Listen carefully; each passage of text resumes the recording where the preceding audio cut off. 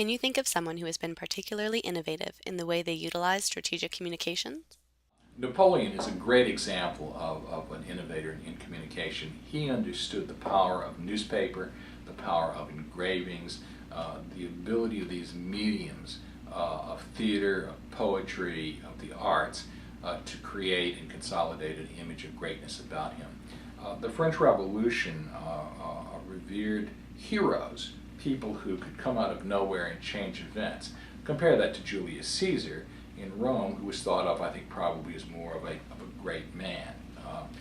Napoleon's model was a little bit different than that. And he used his victories on the battlefield partly to create that image, but although he was, in fact, quite a brilliant tactician, probably a better tactician than strategist, because his victories tended to be short-term and he didn't tend to look at the long-term, which ultimately got him into trouble. But he was quick to make sure that engravings and articles, poems that memorialized what happened, magnified the impact of both his victories and the extent of the opposition that he had to overcome. At the same time, he was very good at playing off his opponents against each other. And he used all the tools of strategic communication to do that. He used print, he had poems composed, he was grateful when people would write plays that were performed to glorify him. When he would be in someplace like Italy, he would behave like a monarch. But when he went back to Paris in order to seize power, for example, he presented himself as just a humble man, and yet he was very careful. He would be seen in the company of scientists, he'd be seen in the company of poets and artists. In a way, it kind of reminds me of John F. Kennedy when he became president, who was careful to have white tie events at the White House. He had great violinists and intellectuals around, and they created that myth. Napoleon sort of had the same mindset a couple of hundred years earlier, and both of them, of course, were extraordinarily adept at being able to do that. It doesn't mean that they weren't substantive people, just that the art of politics is to be able to create and define an image that relates to a rationale that justifies the causes that you stand for and helps you to achieve the ends that you want to achieve by influencing audiences to mobilize them to support your political agendas. Can you give us an example of a strategic communication failure?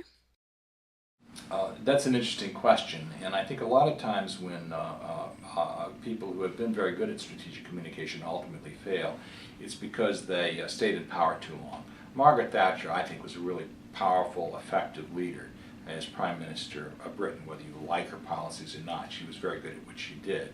Ultimately, she came a carpet because she simply stayed around too long.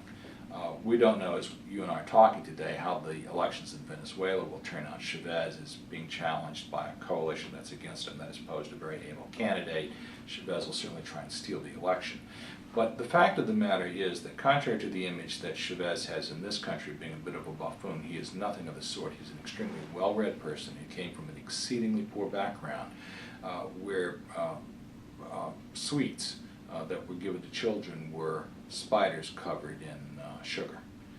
He came from a desolate background, and it really did influence his views, and that led him to identify with Simon Bolivar and a desire to have a social revolution that would help the poor in a country in which there was a divide of rich versus poor. And one can like or dislike Chavez, but the fact of the matter is he's very quick-witted and was very adept and has been very adept in being able to articulate a vision about what he stood for and to mobilize masses on his behalf. One of the problems that Chavez had is that he's let his ego get away from him. He hasn't really been a good president of a country, and for all the oil wealth that Venezuela has had, really has not improved the well-being of Venezuela the way he should have. He's let power go to his head. He's let patronage and favoritism go to his head. And part of that is, I think, because he has just held power for too long. The old saying that power corrupts and absolute power corrupts absolutely really does have lots of resonance when you look at people in politics. You mentioned Susan B. Anthony and Elizabeth Cady Stanton in your book. What makes them such great strategic communicators? They are a testament to the power of ideas. The Seneca Falls Declaration that Stanton was really responsible for in New York in 1848 was an exceedingly brilliant take on the Declaration of Independence. The Declaration of Independence says that all men are created equal. Well, their view was no, all men and women are created equal, and that really becomes the origin of the suffragette movement, for equal wages, the right to vote, the right to be treated on an equal platform.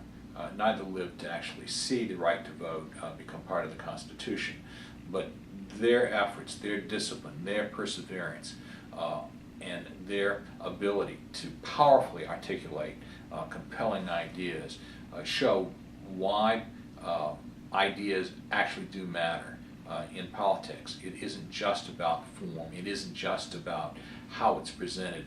It's what you stand for. It's your willingness to stand up for what you believe in. It's your willingness to stick to your principles in the face of adversity, no matter how difficult the opponents. And that's why we respect these two women for their enormous contributions to American history and, in fact, to equality for everybody.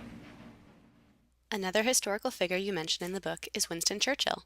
What qualities make him a great strategic communicator? Of course, had lots going for him. Number one, he was a figure of history himself at the time that he became prime minister.